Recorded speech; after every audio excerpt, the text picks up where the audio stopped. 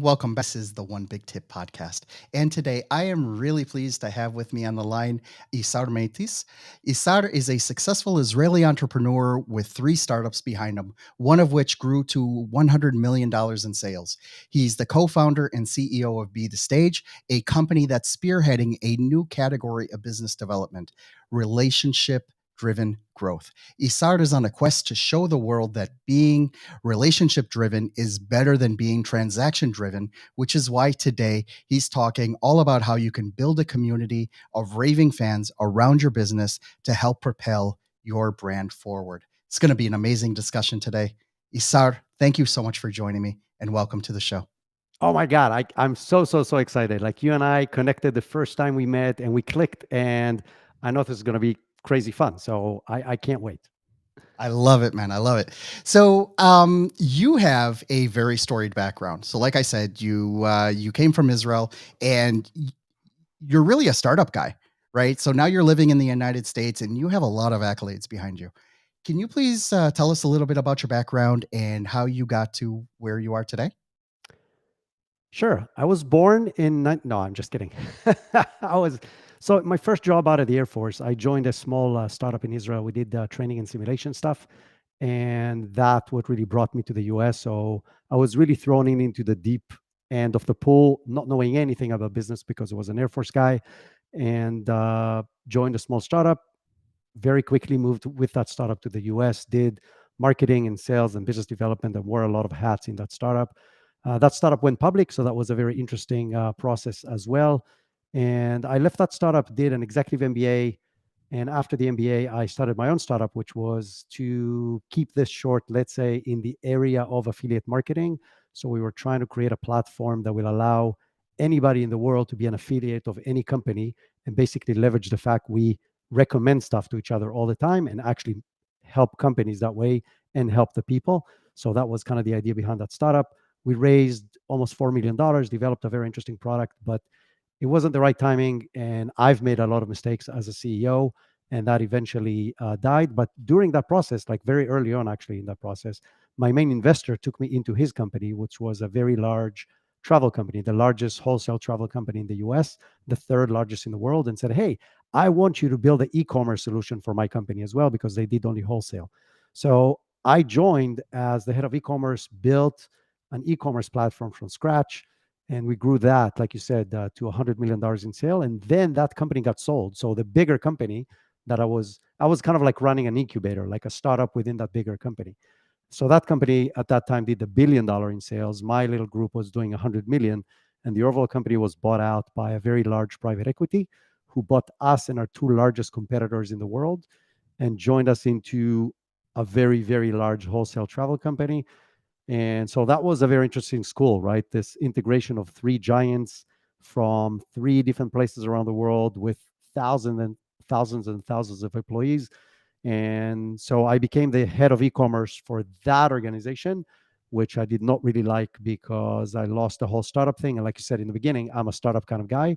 So I quit and left, and I was a little bit bored. So I started investing in startups and mentoring startup CEOs and started my podcast, which led me to eventually starting the company that I'm running right now, which is Be the Stage. So that's really interesting. Is that you go from this? So the whole thing about startups is that the end goal usually is to build an application or a process or some kind of solution that you can then deliver at scale. So you're not only talking to one customer or 100 customers. It's something that you can eventually use to sell to 100,000 or to a million customers, Sure. things like that. But then like after doing all those exits, now you're working on something that's definitely much more personal. It requires a lot more of your personal time. This isn't something where you're sitting behind the scenes and just trying to scale it also to obscene numbers like that. So what was that transition like? I mean, I would imagine that also required a little bit of soul searching in order for you to really wrap your head around, okay, I'm going to be more hands-on and I'm going to mentor, these businesses and this group of people in order to do better with their relationship building. Amazing question. Like literally, I do this a lot. Nobody asked me this before, and it's a fantastic question. And I'll answer it in two ways. A, yes, it required a lot of soul searching, and the fact that I was alone doing my own thing, trying to figure out what I want to do next, gave me the time to do that. But B, everything I've done before touched on the key components of this. So in the original startup that I talked about, we very early on figured out we can't compete with the giants of the simulation world. And instead, we built a platform that enabled other people, our partners, to be able to develop with our solution. So we developed a development platform that we had to sell to a small group of people that will make a lot of money with, and we will gain. In the second startup, same kind of thing. I was trying to help people. I was trying to be an enabler of other people and other companies to make money. In my third business, same thing. We were competing with giants in the travel industry, which we understood we couldn't do. So we said, okay, we will build a white label platform. So we will partner with people that are not in the travel industry that want to be able to sell travel. So credit card companies, membership organizations, and people like that, give them our platform. So it was always relationship driven, always being an enabler of somebody else to be able to grow. And that's how I was able to create growth for myself and for my company through being an enablers to others. So actually, yes, I kind of like had to hone in and sharpen the edges, but it's very much aligned with what I did in the last 25 years. Amazing. That's an amazing answer. Thank you so much for that.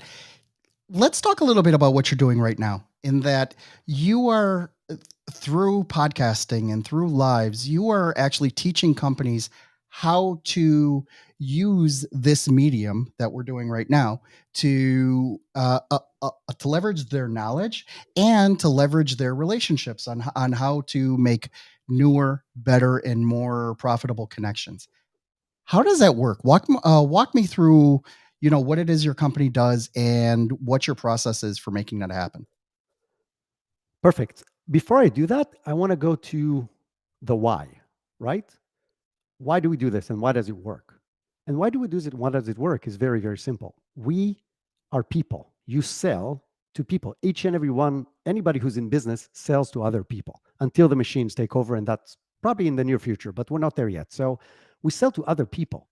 People are social creatures. We have been for millions of years. So we are rigged to trust other people to do some things for us. But we need that trust level. So if you hear a lot of marketers talk about the know, like, trust factor, right? You want people to know about you, to like you, and then to trust you in order to do business with you.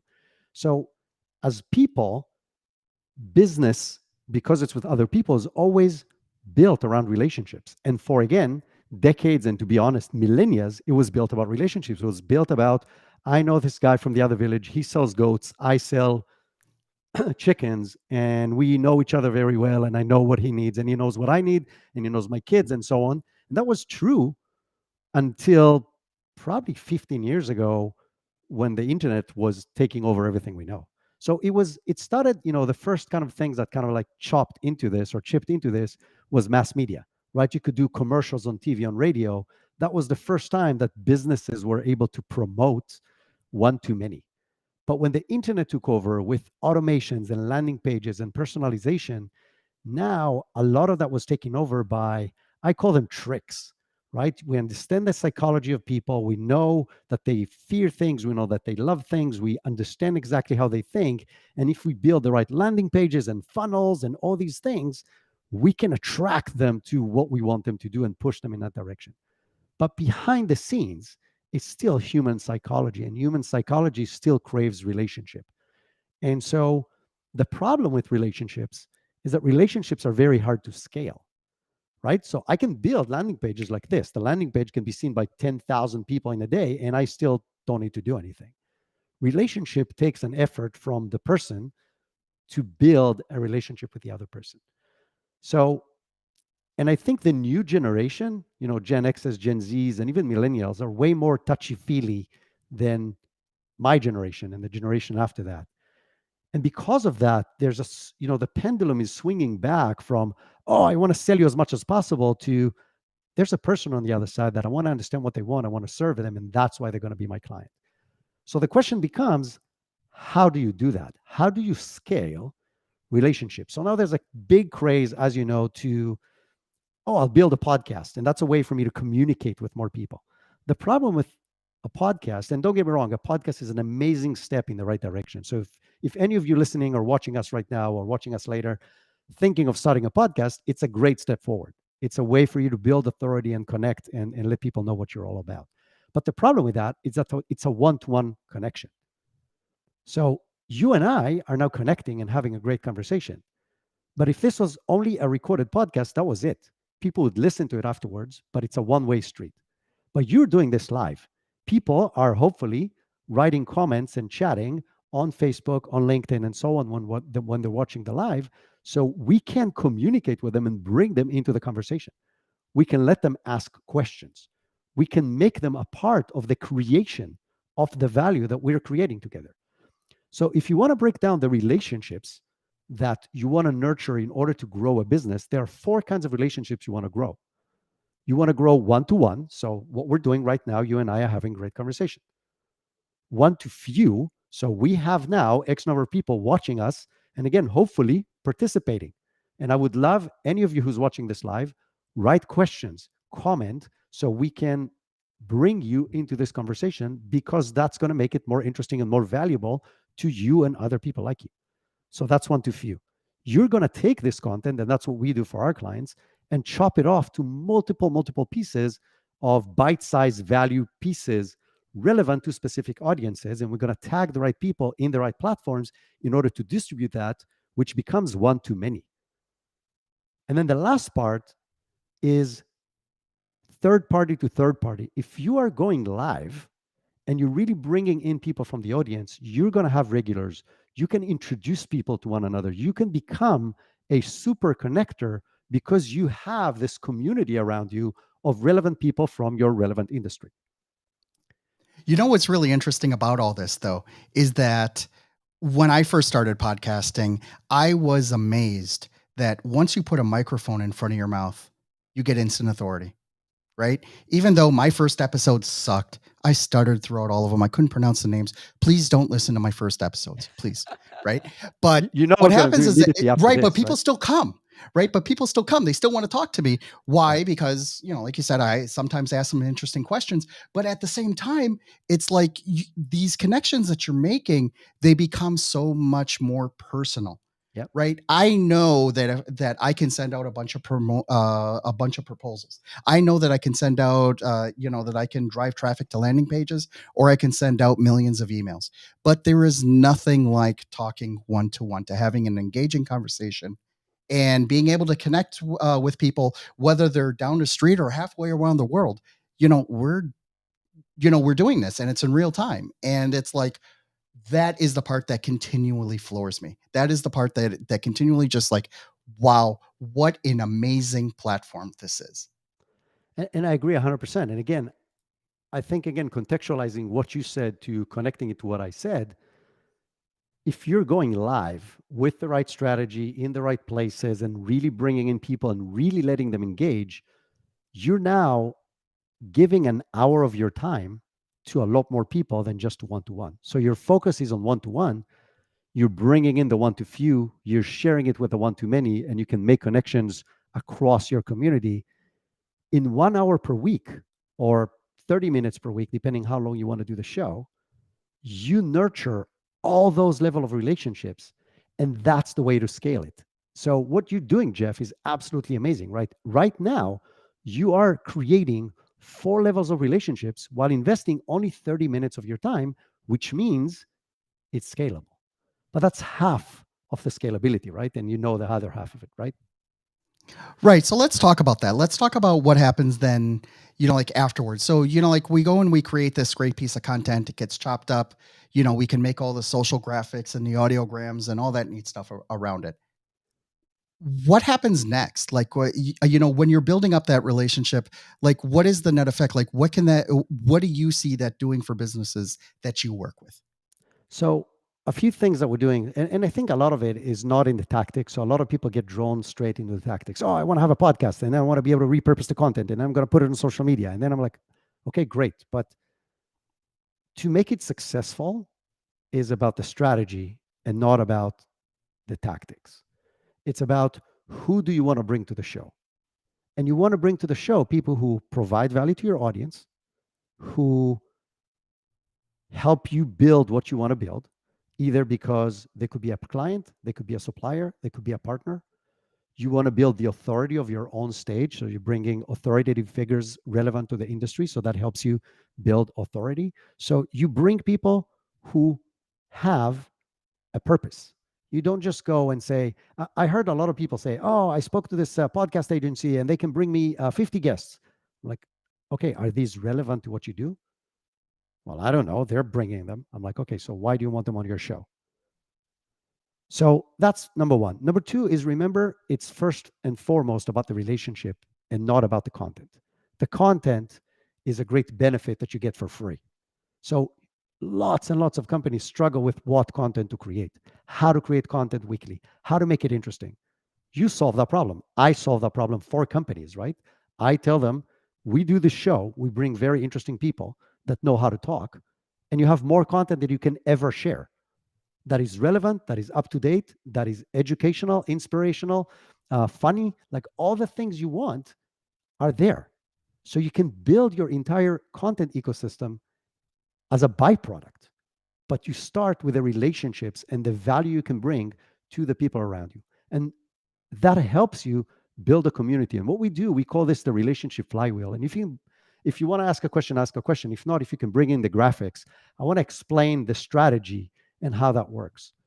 So really, what is the relationship flywheel? The relationship flywheel is our methodology to how to leverage this whole ecosystem in order to grow a business. So the first thing that I said is about nurturing connections. You want to build real relationships, real connections with real people in the 4 levels that I described before. But because we know how to take that and chop it into relevant pieces of content, and because we strategically tag the relevant people, so if somebody asks a question, I want to highlight them as part of the content. They're not going to be an afterthought of the show. There's going to be a piece of content about John from Philadelphia, who started a company 2 years ago, and he is now struggling with XYZ, wants to ask my guest X. So another piece of content highlights this conversation. That is not really my conversation. I'm just providing the stage for it. So we can magnify everything we do through content.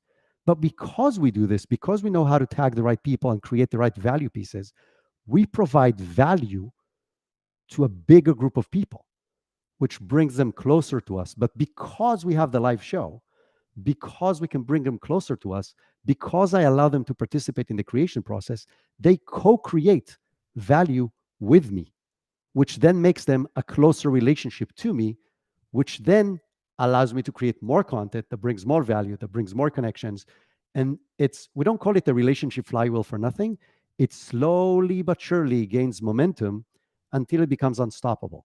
And we see our clients growing at crazy pace, quarter after quarter after quarter, initially in engagement numbers, and then 2 quarters after in actual sale numbers that keeps on growing consistently across the board because of this strategy. You know what's interesting about all this is that we're going to have the conversations anyways, right? In that, if I'm going to try to get you on the phone, I'm going to try to, pitch my services or try to schmooze you a little bit into, becoming my friend and then pitch you, right? So a lot of this stuff is going to happen anyways. And, what I tell my clients is, why not record it? Right? Why not lay down a track and use it? Because most of the time it's an engaging conversation. I remember when I was putting together the whole concept for this podcast, right? At first I was like, I wanted to be a vlogger, right? I went out and I bought the badass camera, I bought the lights, I bought the microphone, I bought everything. And then I set up the camera on a tripod and I tried to record myself. I went into this conference room in WeWork and I stared into the lens for 45 minutes and I couldn't get 2 sentences out edgewise. Right. And I'm just looking at myself and I felt like a total failure. I was like, oh my God, like, why did I do this? Why did I drop all this money? And then you know what happened? I got a phone call. Right. And it turned out that this phone call was someone who found me randomly and it turned into a sales call. Now, I forgot to stop recording on the camera. Right. So now I'm half hour, 45 minutes recording this thing. And, I hang up. I'm like, oh my God. Yeah. That was the most interesting half an hour, 45 minutes of the entire recording. And that's where the epiphany just went, everything got brighter, everything got, so much clearer. And I'm like, something, maybe I have a face for radio, or maybe I'm just not ready, or, to produce or have the talent for a vlog. But something, I have a mouth and I can talk about it. Right. So why not start with the podcast? And that's exactly what happened. Right. Is that, I went with the strength that I had at first. And believe me, it's like, recording yourself and just talking, talking to yourself in a small room, and like, oh, there's too much static. And then the AC went on and the dog barked, and, whatever it is, there's always going to be something to distract you. But what I've noticed, and when I started looking at, when I started watching other bigger people in this field, right? At the end of, I'll use one example, John Lee Dumas, right? So he's got this great podcast where he's got a daily podcast where he interviews people for like the past 8 years. He's done like 3 to 4,000 episodes. I forgot the number, right? But every time you see him on video, he doesn't have this great studio set up with with the strip lights and all that. The guy's doing it in his tank top on the porch of where he lives in Puerto Rico now. Right? He's not doing anything special. And sometimes his audio sucks, and sometimes his audio is great. Now, he's done some amazing work in terms of bringing people together and bringing, teaching people how to get into this, and, and how to be awesome. And believe me, he's an awesome figure. Right. But at the end of the day, he's not really going above and beyond in order to produce this content. Sometimes he's just connecting a lav mic to his phone and just recording himself, next to the beach, and that's it. Right. And that's still engaging. People love that. You don't need to set up a whole studio. You don't need to set up a whole thing. I mean, yeah, if you want to be buttoned up, corporate type, yeah, you can do that, go for it. That's what I was trying to do. Right. But then I just realized that no, just go with it. And people will love you just the same. Right. I agree 100%. At the end of the day, it's about the relationship and the value that you can bring. Now, if your audio is horrible, well, it's going to be hard to listen to and people are going to drop off. But if it's okay and up, it's fine. And I'll give you another example, Gary Vee. Most of the content you see about Gary Vee is holding a freaking phone. No lapel mic, no nothing. He's walking in the street or talking to people in the crowd, really noisy, and everybody watches it. Well, he's just screaming at millennials anyway. So, No, but yeah, you get they my can do point. that. Like it's not about the quality of the audio. It's about the value you bring and how good it is in the benefit it gives to the people that are listening. Exactly. I love that. I love that point, in that you are able to do this. And, even if I don't become Joe Rogan, even if Spotify doesn't come around and offer me, $40 million for my podcast, it's still all good. You know why? Because I get to meet all of these interesting people on a daily basis that, frankly, I don't know how we would have met otherwise. Right? I mean, unless we go to some kind of convention and meet over there, or, if we happen to connect on LinkedIn or whatever, there are a myriad of ways that we can connect with each other. But to actually sit down and create content together and make it happen, I think that part is gold. Agreed 100%. So one last question on this subject then. What is the net effect? So after you help companies implement this system, you help them produce, this type of content, you help them put in the processes in place that they can take the content, repurpose it into a million places, whatever. What is the net effect that you see for companies after they have implemented your process for this? So I think the biggest trick that people don't know, like the the the the secret that is not a secret, is the community. You want to build a community around your business, host it wherever you want to host it. A Facebook group, a LinkedIn group, a standalone platform that is a community-based platform, whatever works for you, wherever you think you can bring your audience in. But the community is the trick, and I'll tell you why.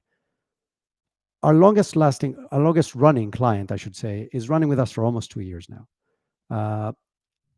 In these 2 years, they now have over 4,000 or around 4,000 people in their Facebook group. And what happens is this, and what they do, just to put things in perspective, they sell turnkey rental property solutions. So people write them checks of $200,000 to $350,000. most of them without ever seeing the property. So think about the level of trust that requires. Think about you writing a check for $250,000 to somebody you've never met, to a property you'll never visit, because you trust them enough that this will work. They're now able to do this 4x what they did when they started with us. So 4x the sales. A lot of it because of the community. Because what happens is this: people join the show, they listen to the show like, oh, this is awesome. It really teaches me how to invest and how to be a smarter investor and what to pay attention to and the details and how to analyze properties and like everything you want to know as an investor in general and specifically a real estate investor. But then like go to the group, visit the group, join us in the group. So people are like, okay, I'll join the group. So they join the group and like, I've listened to the show 3 or 4 times. I'm thinking seriously working with this company. Has anybody in this group actually worked with them?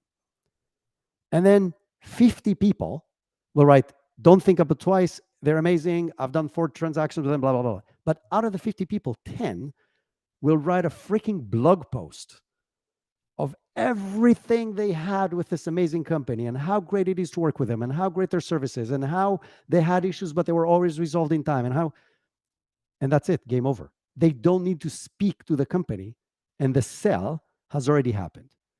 So that's the benefit. The You know, benefit is they just created to these finish the raving sentence fans. Yeah. is the social proof that is independent and razor sharp supporting the company. That's what you create if you do this right.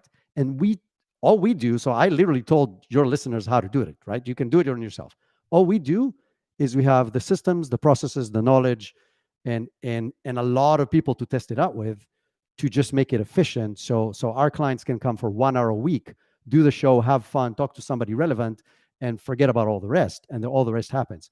But the secret ingredients are not secret. It's everything I told you right now. And you can build relationships at scale and you can build a community. And that community becomes, like you said, raving fans of yours that become the social proof of everything you do, which then creates additional sales without you having to ever sell anything. I love it, man. Thank you so much for sharing that. Can you please let everyone know how they can learn more about your company and how they can reach out to you directly if they want to learn more? Sure. So several different ways. Number one, the website for the company is bethestage.live because we believe you don't want to be the star of the stage. You want to be the stage and let other people shine. I hope that was clear with everything that I mentioned so far. So bethestage.live is the website. If you want to check out my personal blog, it's theetribe.com, and which is a tribe of entrepreneurs that I've been nurturing since I left my last company, the travel company. And if you want to connect with me, you can either listen to my podcast, which is Business Growth Accelerator, and you can find it anywhere you listen to podcasts, or you can find me on LinkedIn. That's probably the best place. Isar Meitis. It's ISAR MEITIS. I have a really, really different name, so I have to spell it and pronounce it every time, but I'm the only Isar Meitis on LinkedIn. So if you found me, you found me. Amazing stuff. Isar, this has been so much fun. Thank you so much for coming on the show, breaking it all down for us. You know, I love nerding out on this kind of stuff. And, you know, I just really appreciate all the value that you brought to us today. Thank you for the opportunity. And anytime, like I said, I'm like you. We're very, very similar in our mindset and in what we do. And I love sharing this kind of stuff. So thank you for having me. You got it, man.